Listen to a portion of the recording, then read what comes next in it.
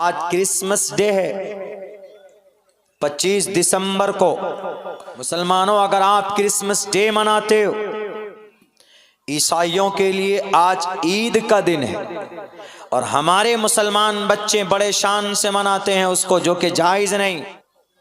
ईसाइयों का अकीदा है कि हज़रत ईसा अलैहिस्सलाम 25 दिसंबर को पैदा हुए, और जैसे हम लोग मुसलमानों में ईद मिलादुन नबी मनाते हैं, खुशी मनाते हैं, जतन करते हैं, जो कि सही नहीं है। जतन करना, खुशी मनाना, हमें खुशी इस बात से है कि हम नबी पाक अलैहिस्सलाम के उम्मती। लेकिन आज यहूदी, ईसाई, ईसा अलैहिस्सलाम यानी अल्लाह के नबी अलैहिस्सलाम के पैदाइश से 571 साल पहले वो पैदा हुए, हज़रत ईसा अलैहिस्सलातु वस्सलाम, और उनकी पैदाइश को मनाते हैं, क्रिसमस डे मनाते। आपने देखा होगा जगह जगह पर हमारे मुसलमान बच्चे भी इस अमल में शरीक होते। क्रिसमस डे मनाना, ईसा अलैहिस्सलाम की तारीख़ पैदाइश 25 दिसंबर को मनाना, सेलिब्रेट करना, खुशी मनाना जायज़ नहीं है। मन तशब्बह बिक़ौमिन फ़हुव मिन्हु, अगर कोई किसी कौम की मुशाबहत इख्तियार करता है तो उसी कौम में से करने का मकसद। सामने एक छोटी सी मस्जिद है जिस पर हमारा क़याम हुआ। उस मस्जिद में एक इमाम साहब की कमरे की ज़रूरत है, और दूसरी चीज़ ये है कि उस मस्जिद में एक छोटा सा मकतब भी चलता है, 20-25 बच्चे पढ़ते। मुझे अगर किसी बात ने रोका है अभी तक तो सिर्फ उस मकतब की निस्बत ने रोका है, वरना मस्जिद आपकी मुकम्मल है। उस मस्जिद में तामीर और तरक्की का कोई काम नहीं है। अलगर्ज़ ज़मीन की रजिस्ट्री होना बहुत ज़रूरी। ज़मीन अभी तक मस्जिद के नाम पर रजिस्टर्ड नहीं हुई है, जो मुनासिब बात नहीं। ये बेहतर कदम है। आप लोगों ने जलसा किया इस नीयत से कि कुछ तामीर का यानी मस्जिद की ज़मीन रजिस्ट्री हो जाए और कुछ इमाम साहब के लिए, उनके लिए हुजरे का इंतज़ाम किया जा सके। तो ये काम तन्हा 2-3 आदमी मिलकर नहीं कर सकते, पूरे गांव वालों का शरीक होना बहुत ज़रूरी है, और गांव वालों को शरीक होना चाहिए। मस्जिद है, मस्जिद की ज़मीन अभी तक मस्जिद के नाम पर रजिस्टर्ड और वक्फ नहीं हुई है, तो मुनासिब नहीं है इस तरह मस्जिदें रहना। ऐसे ही मस्जिद पर उत्तर प्रदेश के योगी आदित्यनाथ बुलडोज़र चला रहा। वो तहक़ीक़ करता है कि देखो कौन सी मस्जिद, उसकी ज़मीन मस्जिद के नाम पर रजिस्टर्ड है कि नहीं है, मोटेशन हुआ है कि नहीं हुआ है, और वो मस्जिद वो वक्फ़ की ज़मीन पर बनी है कि किसी की पर्सनल ज़मीन पर बनी। किसी की पर्सनल ज़मीन पर ज़्यादा दिन तक मस्जिद नहीं बनाई जा सकती। मस्जिद के नाम पर मस्जिद की ज़मीन का रजिस्टर्ड होना बहुत ज़रूरी, वरना कल चलकर मस्जिद वाले के लड़के या उनके पोते या उनका कोई और शरीक आदमी ये कहेगा कि ये ज़मीन हमारे बाप की है, जबरन गांव वालों ने हड़प करके इस पर मस्जिद तामीर कर दी, तो वो मस्जिद कैसे बचेगी? उस वक्त तो बुलडोज़ करना पड़ेगा। बाप अकीदतमंद है, उसने मस्जिद अल्लाह के लिए वक्फ़ कर दी कि हम अल्लाह के लिए वक्फ़ कर दे हैं, ये लीजिए इस पे मस्जिद बनाइए। लेकिन क्या ज़रूरी है कि बेटा भी उसी नीयत का हो? बेटा अगर निकल गया शराबी कबाबी, या बेटा किसी और मिजाज का निकल गया और रजिस्टर्ड हुई नहीं, तो वह कल चल कर डंडा लेकर मस्जिद के दरवाज़े पर खड़ा होगा और वो ये कहेगा कि ये मस्जिद हमारे बाप की ज़मीन तुमने हड़प करके बनाई। इसीलिए बेहतर ये है कि पहली फुर्सत में इस जलसे से फारिग होने के बाद मैं गांव वालों से कहूँगा, और जो हाफिज़ मोहतरम साहब है उनकी टीम है, मैं उनसे कहूँगा कि उस मस्जिद की ज़मीन यकीनन आप लोग इसी कोशिश में है उसकी रजिस्ट्री कराइए। दूसरे नंबर पर जो सबसे बड़ा काम आपको करना है वो यहाँ जो मकतब है उस मकतब की रफ्तार को तेज़ कीजिए। मदरसा नहीं होगा चलेगा, बड़ा इदारा नहीं होगा चलेगा, लेकिन अगर मकतब नहीं है तो बिल्कुल नहीं चलेगा। जहाँ आप नमाज पढ़ना ज़रूरी समझते हैं तो मकतब का चलाना बहुत ज़रूरी है। मस्जिद में नमाज पढ़ते हैं, नमाज में कुरान पढ़ते और कुरान की तालीम मकतब में दी जाती। जब तक आप अपने बच्चे को कुरान नहीं सिखाइएगा, जब तक आप अपने बच्चे की तालीम के लिए इमाम साहब को अपने पॉकेट से 100-200 रुपए निकाल कर खर्च नहीं कीजिएगा तो फिर आपका बच्चा कुरान कैसे पढ़ेगा। और मकतब नहीं होगा, कुरान नहीं सीखेगा तो फिर आप नमाज पढ़ेंगे तो नमाज में क्या गाना पढ़ेंगे, क्या आप उसके अंदर आप कुछ और पढ़ेंगे। इसीलिए ज़रूरी है इन मकतब का कसीर तादाद में बढ़ चढ़ कर हिस्सा लेना और इसको आबाद करना। हम लोग महीने में 1500, 2000, 2500 रुपए का गोश्त खा जाते, मछली खा जाते, उस पर कोई फिक्र नहीं होती। हालांकि गोश्त और मछली खाने से कहीं ज़्यादा ज़रूरी है अपने बच्चे को कुरान की तालीम देना, अपने बच्चे को अकीदे के बारे में बताना कि आपका अकीदा क्या होना चाहिए, आप मुसलमान हैं, आपका रब कौन है, आपका आखिरी नबी कौन। आज बड़ी तादाद में हमारे बच्चों को इस्लाम के अकीदे के बारे में जानकारी नहीं, मुहम्मदुर रसूलुल्लाह सल्लल्लाहु अलैहि वसल्लम की जीवनी के बारे में हमारे बच्चे नहीं जानते। फिल्म एक्टर का नाम जानते, फिल्म का नाम जानते, गाने का नाम जानते, टीवी सीरीज़ के अंदर, वेब सीरीज़ के अंदर ड्रामों का नाम जानते, लेकिन जनाब मोहम्मदुर रसूलुल्लाह के कितने बेटे थे हमारे बच्चे नहीं जानते। सलमान खान की कौन सी फिल्म आने वाली हमारा बच्चा जानता है, लेकिन नबी पाक अलैहिस्सलाम ने कितनी जंगें लड़ी है, इस्लाम के लिए कितने सहाबा शहीद हुए हैं, हमारे बच्चे नहीं जानते हैं। उसकी वजह यह है कि हमारे गांव में जो मस्जिद है उनमें मकतब नहीं है। इसीलिए अगर नीयत साफ है तो मकतब बनाइए, इंशाअल्लाह आपका बच्चा कुरान करीम पढ़ना सीखेगा। तो अल्लाह के नबी की हदीस है, अल्लाह के नबी फरमाते हैं खैरुकुम मन तअल्लमल कुरान व अल्लम, तुम में बेहतरीन शख्स वो है जो कुरान को सीखता है और दूसरों को सिखाता है। आदमी जब मर जाता उसका अमल मुनक़ते हो जाता, आदमी का जब इंतकाल होता तो दुनिया से उसका कोई वास्ता नहीं होता। लेकिन अगर कोई आदमी अपनी औलाद को पढ़ा कर जाता, अपनी औलाद को कुरान की तालीम सिखा कर गया, अपनी औलाद को अकीदा बता कर गया, नमाज बता कर गया, दीन की बात सिखा करके गया है, तो वो जब जब उस दीन की बातों पर अमल करेगा, जब जब उसकी औलाद नेक काम करेगी तो तब तक उसको उसका सवाब पहुंचता रहेगा। ये नेक औलाद का फ़ायदा है। अल्लाह के नबी की हदीस है, इज़ा मातल इंसानु इनक़ता अन्हु अमलुहु इल्ला मिन सलासा इल्ला मिन सदक़तिन जारियतिन औ इल्मिन युंतफ़अु बिही औ वलदिन सालिहिन यदऊ लहू। अल्लाह के नबी फरमाते हैं कि जब आदमी मरता अमल मुनक़ते हो जाता, कोई काम नहीं आता दुनिया का, लेकिन 3 काम अगर वो करके जाए तो मरने के बाद भी उसका सवाब उसको मिलता रहता है। वो 3 काम ये है, सदक़ा जारिया, तफसील में जाऊंगा तो वक्त लगेगा, और दूसरा काम यह है कि कोई तालीम के मैदान में कोई काम, और तीसरा काम यह है औ वलदिन सालिहिन यदऊ लहू, अपने बच्चे को कुरान की तालीम देकर चला गया, अपने बच्चे को नमाज सिखा कर चला गया, तो उसकी औलाद की नेकी की बरकत उसको भी पहुंचती रहेगी, उसको भी नेकियां मिलती रहेंगी, भले ही वो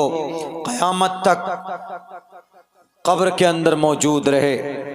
मेरे भाइयों, अपनी औलाद के ऊपर ज़रूरी है तरबियत करना, वरना आज तारीख क्या है? आज 25 दिसंबर की शुरुआत हो चुकी। हमें दावत थी इस जलसे में 24 दिसंबर की, लेकिन अब तो आज तो 25 तारीख है। 25 तारीख की तो दावत है नहीं। 25 तारीख की दावत तो मेरा कहीं अररिया डिस्ट्रिक्ट में है, यहाँ तो है नहीं। बहरे कैफ, आज एक बहुत तारीखी, ईसाइयों के लिए आज ईद का दिन है और हमारे मुसलमान बच्चे बड़े शान से मनाते हैं उसको, जो कि जायज़ नहीं। आज क्रिसमस डे है 25 दिसंबर को। ईसाइयों का अकीदा है कि हज़रत ईसा अलैहिस्सलाम 25 दिसंबर को पैदा हुए। और जैसे हम लोग मुसलमानों में ईद मिलादुन नबी मनाते हैं, खुशी मनाते हैं, जतन करते हैं, जो कि सही नहीं है। जतन करना, खुशी मनाना, हमें खुशी इस बात से है कि हम नबी पाक अलैहिस्सलाम के उम्मती। लेकिन आज यहूदी, ईसाई, ईसा अलैहिस्सलाम यानी अल्लाह के नबी अलैहिस्सलाम के पैदाइश से 571 साल पहले वो पैदा हुए, हज़रत ईसा अलैहिस्सलाम, और उनकी पैदाइश को मनाते हैं, क्रिसमस डे मनाते। आपने देखा होगा जगह जगह पर हमारे मुसलमान बच्चे भी इस अमल में शरीक होते। क्रिसमस डे मनाना, ईसा अलैहिस्सलाम की तारीख़ पैदाइश 25 दिसंबर को मनाना, सेलिब्रेट करना, खुशी मनाना जायज़ नहीं है। मन तशब्बह बिक़ौमिन फ़हुव मिन्हु, अगर कोई किसी कौम की मुशाबहत इख्तियार करता है तो उसी कौम में से हो जाता है। मुसलमानों, अगर आप क्रिसमस डे मनाते हो, मेरी तकरीर रिकॉर्ड हो रही, शायद ये कल डालें तो डालिएगा क्रिसमस डे के उन्वान लगाकर, मुअज़्ज़ब और अच्छी थंबनेल बनाकर। ये नहीं, अभी एक तकरीर हमने की थी कि मेरे माथे में ये लकीर है, ये शिव जी की एक पहचान है हिंदू अकीदे के मुताबिक। पता क्या लगाया उन्होंने? इन्हीं में से होंगे कोई, उन्होंने क्या लगाया थंबनेल में कि मौलाना अब्दुल्ला हिंदू क्यों बने, क्या वजह बनी, आखिर क्यों हुए हिंदू मौलाना अब्दुल्ला। उनसे हमने राब्ता कराया किसी से, वो आशिक को हमने कहा कि अरे भाई कौन है पूछो, तो क्या बोलता है, शायद ये कहा कि गलती से हो गया।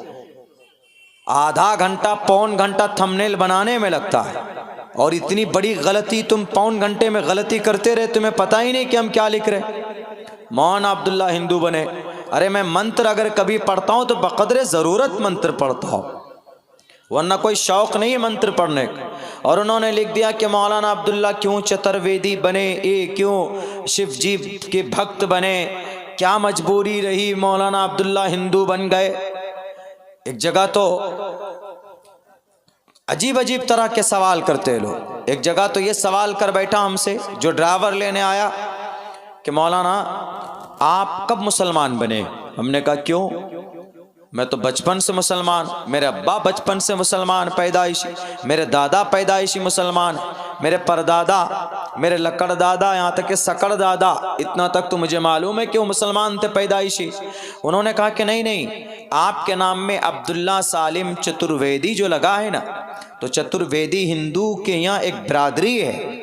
उनके यहाँ जैसे त्रिवेदी है, चतुर्वेदी है, और सिंह है, कुमार है, शर्मा है, ऐसे उनके यहाँ चतुर्वेदी भी। तो ये चतुर्वेदी की वजह से उनको कन्फ्यूज़न हो गया कि मौलाना शायद हिंदू थे, वो सवाल कर बैठा। तो ऐसे लोग सोच समझ बैठते। मेरी कई नस्ल तक मुसलमान थी, जो मुझे याद है मेरी नस्ल, उससे पहले कुछ और हों तो उसका हम नहीं बता सकते। तो इस तरह के थंबनेल भी लगाने में आगे रहते हैं, तो लगाइएगा क्रिसमस डे के ऊपर कि क्रिसमस डे हज़रत ईसा अलैहिस्सलाम की पैदाइश का जो त्यौहार मनाया जाता है, ये हज़रत ईसा अलैहिस्सलाम के पैदा होने के 400 साल के बाद ये खुराफात पैदा हुआ। और जितने भी लोग क्रिसमस है, असल में क्रिसमस डे को बोलते हैं हैप्पी क्रिसमस डे, यानी ईसा अलैहिस्सलाम पैदा हुए आपको मुबारक हो, ये लफ्ज़ और ये जुमला गलत है। क्रिस के माने मसीह, मैस के माने जमा होना, यानी हज़रत ईसा के पैदा होने के दिन के लिए खुशी मनाने के लिए जमा होना। हमारे बच्चों को आजकल बर्थडे मनाते, केक काटते, जायज़ नहीं है मुसलमानों में, क्योंकि ये तरीक़ा बच्चे का बर्थडे मनाना ये ईसाइयों का तरीक़ा है, और ईसाइयों ने बर्थडे मनाना शुरू किया रोमन कैथोलिक लोगों के कल्चर से लेकर, तो इसीलिए नाजायज़ और हराम है किसी का बर्थडे पे happy new year, happy birthday कहना, हैप्पी बर्थडे टू यू बोलते हैं कि तुमको तुम्हारी पैदाइश का दिन मुबारक हो। ये आदमी को सोचने के लिए वो दिन याद करना चाहिए। जिस दिन आदमी पैदा हुआ उस दिन से लेकर 1 साल का हुआ तो उसकी ज़िंदगी के 1 साल घटे कि नहीं घटे। अल्लाह ने उनको दिन दिए कितने, 60 साल के लिए, जाओ हमने तुम्हें बाई क्रिएटेड यू, मैंने तुम्हें पैदा किया, मैंने तुम्हें पैदा किया 60 साल देकर। अब वो बच्चा 5 साल का हुआ तो उसके कितने दिन घट गए, 60 साल में से 5 साल घट गए, 55 साल ही बचा। तो आदमी को अफसोस होना चाहिए कि खुशी होना चाहिए। आदमी केक काटता, हैप्पी बर्थडे कहता, नाजायज और हराम। और क्रिश्चियन ही नहीं, किसी भी गैर मोमिन की धार्मिक त्यौहार में मुसलमानों का शरीक होना नाजायज और हराम है। बढ़ चढ़ कर मुसलमान हैप्पी दिवाली बोलता है, बढ़ चढ़ कर मुसलमान हिंदू धर्म के त्यौहार में शरीक होता है, मिठाइयाँ देता है। इस्लाम में, शरीयत में जायज़ नहीं है किसी की मजहबी त्यौहार में शरीक होना जो कि कुरान और शरीयत से जिसकी मखालफत की गई। तो ये बातें कहाँ से पता चलेंगे हमारे बच्चों को? ये बातें हमारे बच्चों को इन्हीं मकतब से पता चलेगा जिसका क़याम ज़रूरी है। ये जलसा जभी कामयाब होगा जब ये मकतब मस्जिद में शान के साथ और बढ़ेगा। मोहल्ले में अगर 20 घर है तो 20 घर में जितने बच्चे हैं सबका बच्चा 2 घंटे के लिए मकतब में पहुंचना चाहिए। हम हमेशा गुजरते हैं इधर से, हम पूछेंगे इमाम साहब से कि इमाम साहब जलसा किया था, मकतब की फजीलत पर हमने बात की थी, क्या गांव वालों ने अपने बच्चों को भेजा कि नहीं भेजा? और अगर मुसलमान हो आप ये सोचते हो कि आपका बच्चा है, कोई ध्यान नहीं, आप नमाज पढ़ लोगे आपका बेड़ा पार हो जाएगा, तो सुन लो, कल क़यामत में अगर आपका बच्चा शराबी बनकर जिंदगी गुजारा है तो कल क़यामत में पहले माँ से और बाप से सवाल होगा।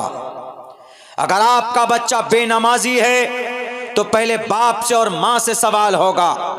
अगर आपका बच्चा बेईमान है, जुआरी है, शराब पीता है, शराब पीने वाला है, ड्रिंक करता है, डाका डालता है, जिना करता है, बेईमानी करता है, लूट माट मचाता है, तो पहले माँ बाप से सवाल होगा, बाद में उससे सवाल होगा।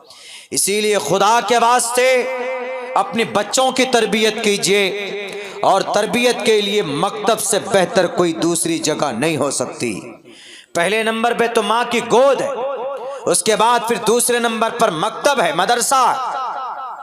आप मदरसों में बच्चों को नहीं भेज सकते, लेकिन मकतब में बच्चों को भेज सकते हैं। 2 घंटे में आप अपने बच्चों की तरबियत के लिए आप दीजिए, और जहां आप 1500-2000 रुपए खर्च करते हैं गोश्त, मांस, मछली, चिकन, मटन खाने के लिए, आप सिर्फ 100 रुपए निकाल कर, 20 घर है, अगर 100-100 रुपए निकालेंगे या 200-200 रुपए निकाल देंगे महीने के अंदर, तो कुछ न कुछ इमाम साहब की तनख्वाह में इजाफा हो जाएगा और वह आपके बच्चे को खुशी के साथ तालीम देंगे। और जो वो पैसा बर्बाद नहीं होगा। आपका बच्चा पढ़ेगा तो कल क़यामत में आपके लिए वो बच्चा निजात का जरिया बनेगा। वरना बच्चा अगर आपका शराबी बनेगा तो कल क़यामत में अल्लाह तबारक व तआला पूछेगा क्या तुम्हारा बच्चा शराब पिया था, कोरेक्स पीता था, बताओ तुमने तरबियत के लिए क्या किया। तुम्हारा बच्चा क्रिसमस डे पे खुराफात करता था, तुमने क्या किया, क्या सवाल का जवाब दे सकोगे। ऐसे ही पंडित दयानंद सरस्वती ने नहीं कहा मातरमान पितरमान चार्यावान पुरुषो वैदा प्रशस्ता धार्मिकी विदिति समासमगमा, कि माँ बाप की जिम्मेदारी और माँ बाप का दीनदार होना जरूरी। हर बच्चा पहले बच्चा शादी होती है तो वही बच्चा बाप बनता, इसीलिए बच्चा दीनदार होगा तो वो बाप भी दीनदार बनेगा। मेरे भाइयों, हमें कवी उम्मीद है कि आप इस पर ज़रूर अमल करेंगे और पहली फुर्सत में आप अपनी इस मस्जिद की ज़मीन को रजिस्टर करेंगे, वरना जालिम बुलडोज़र लेकर खड़ा हमेशा हर जगह पर। उत्तर प्रदेश में नहीं पूरे भारत में आज खुदाई अभियान चल रहा है। खुदाई अभियान, जमीन के नीचे जो दबा हुआ मंदिर है उसको भी बुलडोजर से मट्टी उठा रहे हैं और उस मंदिर को साफ कर रहे हैं। कहीं पर अगर कोई पत्थर किसी मूर्ति की दबी हुई मिल जाती है, पत्थर के अंदर शक्ल होती है मूर्ति की, तो वहां पर भी वो लोग नमन करते हैं, पूजा करते।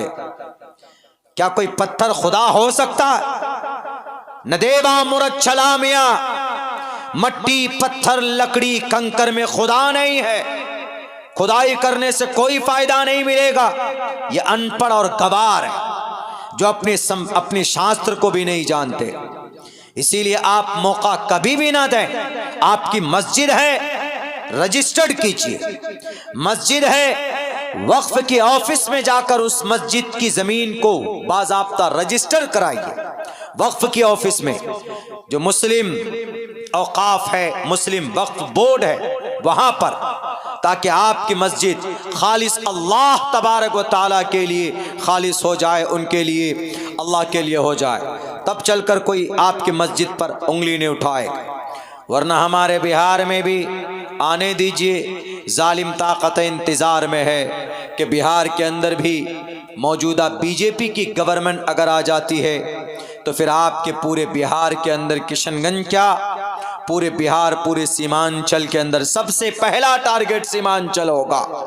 इसलिए कि किशनगंज में 65 से 70% मुसलमान रहते, जोकी के अंदर 75 से 82% मुसलमान रहता, जो कि मरकज के करीब में एक मंदिर है, वहां पर भी वो सर्वे बैठाएंगे और ये कहेंगे कि ये मस्जिद मंदिर की जमीन तोड़कर आधी मस्जिद पर, आधी मंदिर की जमीन पर मरकज बनाया गया।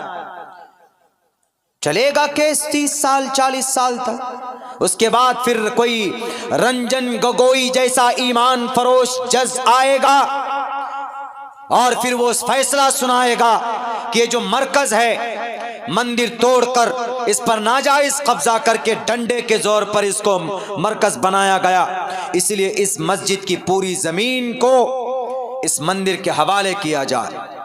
क्या करेंगे आप? आपकी बात नहीं सुनी जाए, इसलिए कि जालिम बैठा हुआ है, दज्जाल के दोस्त है बैठे हुए, पूरी दुनिया के अंदर दज्जाली ताकत बैठी हुई। मैं सही कहता हूं, मेरी बात झूठ लगेगी आपको लगे, अगर दज्जाल नहीं है तो गजा पट्टी में 60,000 लोग दफन कर दिए गए, किसी की आवाज नहीं निकली मुंह से। यूक्रेन तबाह कर दिया गया, किसी की जुबान नहीं खुलता। मेरे भाइयों, लेकिन बस सिर्फ ईमान वाला मोमिन, जिसके दिल में सच्चा ईमान होगा, वही इन दज्जाली ताकतों का मुकाबला कर सकता। और ये जब ही होगा जब आपके बच्चे का अकीदा सही होगा, आपके बच्चे को कुरान की तालीम होगी, तभी दज्जाली ताकत का सामना कर सकते हैं।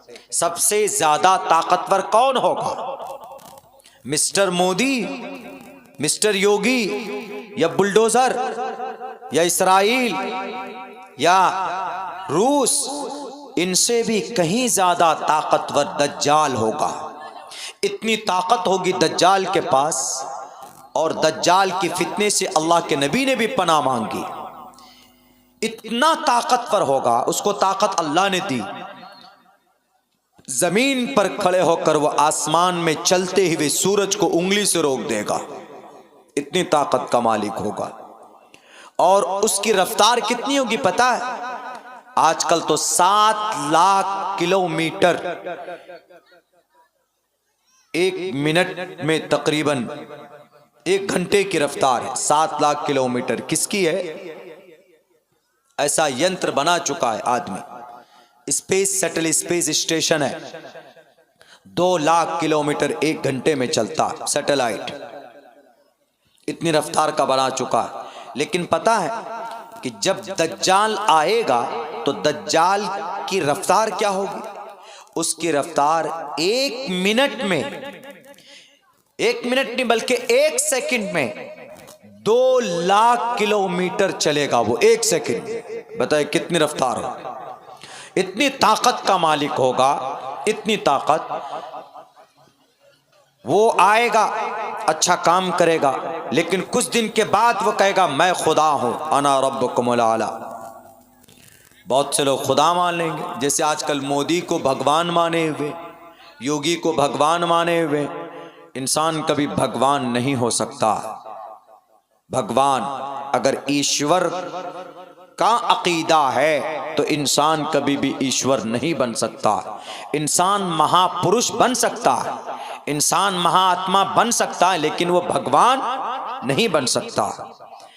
जैसे मुसलमानों में है, अल्लाह का कोई नेक बंदा बुजुर्ग बन सकता है, एक आलिम बन सकता है, एक अल्लाह का वली बन सकता है, लेकिन कभी भी वो खुदा नहीं बन सकता।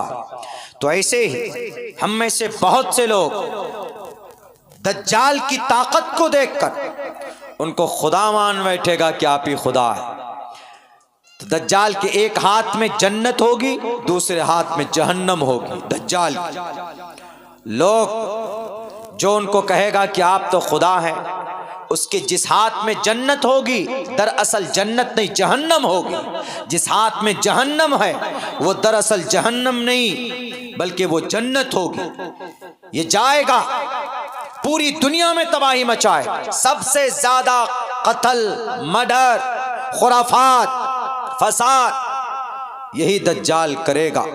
लेकिन एक अल्लाह का नेक बंदा आएगा, वो कत्ल करने की कोशिश तो करेगा बहुत, लेकिन सिर्फ इस रुए जमीन पर एक आदमी का मर्डर कर सकेगा, सिर्फ एक आदमी का। वो भी एक ईमान वाला होगा, एक आलिम दीन होगा। उसको पकड़ कर कहेगा कि आओ, तुम मुझे खुदा मानते हो कि नहीं मानते हो? वो कहेगा कि तू खुदा नहीं है, तू काफिर है, तू दज्जाल है, तू काना दज्जाल है। कहेगा कि क्यों? कहा कि तेरे माथे पे काफारा लिखा हुआ देखो, यू आर काफिर और तुम दज्जाल हो। कहा कि तुम मुझसे नहीं डरते, मेरे जुल्म से नहीं डरते? वो कहेगा दज्जाल, वो कहेगा कि मैं तुझसे नहीं डरता, मैं तेरे जुल्म से भी नहीं डरता, तुझे क्या करना है तो कर। उस आदमी को वहीं पर पकड़ कर चीर दिया जाए, उसको काट दिया जाए उसी वक्त। उसके बाद कहेगा कि देखो लोगों, मैंने इसको मारा कि नहीं मारा? कहा हाँ मारा। कहा मुझे खुदा मानते हो? लोग कहेंगे कि हाँ। जब खुदा मानेंगे जब आप इसको जोड़ दीजिएगा, दोबारा जिंदा कीजिएगा। कहा मेरे बाएं हाथ का खेल। दोबारा उसको जिंदा करेगा, वो दोबारा जिंदा किया। उसके बाद कहेगा कि बता अब तू मुझे खुदा मानता है कि नहीं मानता? मैंने तुझे मारा भी और तुझे जिंदा भी किया, जरा बता मुझे खुदा मानता है कि नहीं मानता? तो वो कहेगा कि अब मुझे पूरा यकीन हो गया कि तू ही दज्जाल है, तू ही काफिर है, तू यकीनन दज्जाल है। कहेगा कि अब मैं तुझे टुकड़े कर दूंगा। तो वह अल्लाह का नेक बंदा कहेगा, वालिम दीन कहेंगे कि अब तू मुझे मार नहीं सकता। क्यों? अल्लाह के नबी की हदीस है, तेरे हाथ से सिर्फ एक ही आदमी का कत्ल होगा, उसके बाद तू किसी को मार नहीं पाएगा। और खुशकिस्मत हूं मैं, वो इंसान मैं हूं, मेरी जात है। तो दज्जाल पूरी ताकत के साथ आएगा। क्यों आएगा? ईमान को टटोलने के लिए। आजकल हम में से बहुत से मुसलमान ऐसे हैं ना, छोटे छोटे चीज़ों में अपने ईमान को बेच देते। इलेक्शन का वक्त आता है तो 500 इधर से भी, 500 इधर से भी, 300 इधर से, 1000 इधर से, ईमान का जनाजा, ईमान बिक गया। लो तो दज्जाल को अल्लाह ईमान जांच करने के लिए भेजेगा कि जो मुनाफिक होगा, कमजोर ईमान वाला होगा, वो सब के सब काफिर बन जाएगा। और जो जिसका ईमान मजबूत होगा, जिसका अकीदा मजबूत होगा, उसको डरा कर भी दज्जाल उसका बाल भी नहीं उखाड़ पाएगा, उसको टच भी नहीं कर पाएगा। बिल आखिर इसी दज्जाल के खात्मे के लिए मुल्क शाम की दमिश्क की वो मस्जिद, मुल्क शाम जो अभी बशारुल असद के जुल्म से उस मुल्क को आजाद किया गया, 20 साल से बशारुल असद ने उस पूरे मुल्क के ऊपर जुल्म सितम की बारिश की, लेकिन मुजाहिदीन ने, नौजवानों ने उस बशारुल असद के जुल्म से मुल्क शाम को आजाद कराया। और दमिश्क की जामे मस्जिद में हजरत ईसा अलैहिस्सलाम आएंगे, उनके मिनारे पर उनका नुज़ूल होगा और हजरत ईसा अलैहिस्सलाम इसी दज्जाल का खात्मा करेंगे। मेरे भाइयों, बीच में एक बात आ गई, सिर्फ इसलिए समझाना चाहता था, वाक़या मैंने पेश किया कि अगर ईमान मजबूत होगा तो दज्जाल से भी हमें हमारे ईमान को, दज्जाल के ज़रिए भी हमारा ईमान नहीं लूटा जा सकता। और अगर ईमान मजबूत नहीं होगा तो हम आज छोटी छोटी बातों में भी अपने ईमान का सज़ा कर लेते हैं। तो ईमान तभी ज़िंदा रहेगा, बचेगा, जब हम अपने बच्चों को मकतब में भेजकर अक़ीदे और ईमान की तालीम देंगे। इंशाअल्लाह अपने बच्चों को तालीम देंगे, कुरान की तालीम देंगे, मकतब में भेजकर कुरान का और हदीस का दर्स और कुरान के बारे में अपने बच्चों पर फ़िक्र करेंगे। बहरकैफ बहुत लंबे वक्त बात करने की ज़रूरत नहीं है, अब मेरे ख़्याल से दुआ कर दी जाए तो बेहतर है। मेरे अगर आपने मकतब को का निज़ाम बेहतर किया, अगर कोई भी पूछना हो, सवाल करना हो, कुछ मालूम करना हो तो मैं अवेलेबल रहता हूँ। मेरे मोबाइल पे फ़ोन कीजिएगा, मैं इंशाअल्लाह आपके इस मकतब के ताल्लुक़ से, अगर आपको नहीं होता है मकतब में, अगर आप ख़र्च नहीं दे पाते हैं तो आप अब मेरे इस मकतब को मेरे तंजीम तहफ़्फ़ुज़ शरीयत वेलफेयर सोसाइटी जो कि हाट से जोड़िए। इंशाअल्लाह महीने का कुछ न कुछ वजीफ़ा हम वहाँ से तय करेंगे, क्योंकि आपके मोहल्ले की के अंदर सख्त ज़रूरत है बच्चों की तालीम के लिए, इसलिए मकतब ही बेहतर ऑप्शन है। अगर मोहल्ले वाले करते हैं तो अच्छी बात, नहीं तो हमसे रब्ता कीजिए, जो कि हाट बहुत दूर नहीं है, यहाँ से बहादुरगंज से टोटल 27 किलोमीटर दूर है। आइए आपको मैं उसका निज़ाम और तरतीब बना देता हूँ, ताकि आगे चलकर कल क़यामत में आप कम से कम ये तो कह सको कि अल्लाह हमने मकतब को वजूद में लाने के लिए बड़ी मेहनत की थी। या जो लोग बाहर से आए हैं जिनके मोहल्ले की मस्जिद में मकतब नहीं है तो मकतब बनाई, मकतब ज़रूरी है मेरे भाई। आज भी अल्हम्दुलिल्लाह आसाम के तरफ चले जाएं आप, इतना खूबसूरत मंज़र होता है, वहाँ छोटे छोटे बच्चे कुरान पढ़ते हैं। अभी हमारा एक प्रोग्राम हुआ था आसाम में इसी नवंबर के महीने में, तो वहाँ छोटे बच्चे इतने अच्छे अंदाज में कुरान पढ़ रहे थे कि ज़ोहर से लेकर मगरिब तक, मगरिब से लेकर इशा तक कुरान का मुसाबका चल रहा था। सूरह फातिहा है, अम्मा पारा है, अम्मा तसालून है, पूरे छोटी छोटी सूरतें बच्चे अच्छे अंदाज में तिलावत कर रहे थे। वहाँ आसाम में बंगाली लैंग्वेज, बंगला बोलते हैं वहाँ पे, वहाँ तो अब नाम भी अजीब तरीके से लिया जाता, अब्दुल्ला, सोलीम, चोत और वैदी, इस तरह करके बोलते हैं, बंगला में बोलते हैं वहाँ पर। अब कई मरतबा तो स्टेज पर हम थे तो कई मरतबा तो उन्होंने बंगला में इस तरह नाम लिया कि हम खड़े हो गए। हमने सोचा कि मेरा नंबर आ गया तकरीर के। बोला हुजूर आपका नंबर अभी नहीं आया है, आप अभी बैठिए। हमने कहा नाम क्यों लिया? बोला हम नाम ले रहे थे, आपकी तारीफ कर रहे थे, लोगों को बतला रहे थे कि हमारे बीच में भारत के बिहार से तशरीफ़ लाए मौलाना अब्दुल्ला चतुर्वेदी। आगे पीछे बंगला बोलते तो सिर्फ मेरा नाम तो समझ में आता, मेरा नाम कैसे बदलेगा, ज़्यादा ज़्यादा पेश लगा देगा, अब्दुल्ला सोलीम ऐसे कर देगा, लेकिन नाम तो समझ में आता। मैं बैठा रहा, 2-3 मरतबा नाम लिया, तो 2-3 मरतबा हम जब खड़े हुए तो फाइनली कहा कि मौलाना आपकी तारीफ़ कर रहे हैं, हमने कहा अरे भाई इतने मरतबा नाम ले रहे हो, मैं समझता हूँ कि मुझे आप तकरीर के लिए बुला रहे हैं। तो हम बैठे रहे। जब मेरा नाम लास्ट में लिया तकरीर के लिए तो मैं बैठा ही रह गया। मैंने सोचा कि मेरी तारीफ कर रहे हैं। वो बोला कि हुजूर आपका नंबर आ गया है। हमने कर रहे ये लो। तो खैर ऐसा हुआ हादसा एक तरह से हमारे साथ में। खैर कुछ भी हो, बंगाली लैंग्वेज है वहाँ की, लेकिन कुरान बहुत अच्छा पढ़ते हैं। कुरान अच्छी तरह मेहनत होती है कुरान पर आसाम में। तो अपने बच्चों को कुरान की तालीम देंगे इंशाअल्लाह। यह आज़म कीजिए सबसे पहले हम अपने बच्चों को कुरान की तालीम देंगे। हाथ उठाकर वादा कीजिए। तो बहुत शुक्रिया। मैं अपने माओ बहनों से भी कहूँगा कि आप अपने बच्चों को कम से कम कुरान की तालीम दीजिए। बंदोबस्त नहीं है, आप नहीं जानते हैं, तो कम से कम इमाम साहब को बुलाकर मुकल्लफ कीजिए कि इमाम साहब मकतब चालू कीजिए, हम आपको 100 रुपये महीना देंगे अलग से। 100 रुपये दे सकते नहीं दे सकते? यहाँ तो रजनीकंदे खा करके थूक देता हमारा नौजवान, मधु खाता है। इनमें से बहुत से नौजवान ऐसे होंगे जो दिन में कम से कम 10 मधु खाता है कि नहीं खाता। 10 मधु खा लिया तो 5 नहीं 50 रुपए गायब। महीने में 1500 रुपए मधु में चला गया। क्या आप महीने में 100 रुपए नहीं दे सकते मकतब के लिए? दे सकते हैं। और जब बच्चों में और नौजवानों में ये तड़प हो जाए, दीन की मोहब्बत पैदा हो जाए कि मकतब चलना, इमाम साहब को हमें 100 रुपए देना है, उस नस्ल को तरक्की करने में, तब्दीली लाने में कोई टाइम नहीं लगता।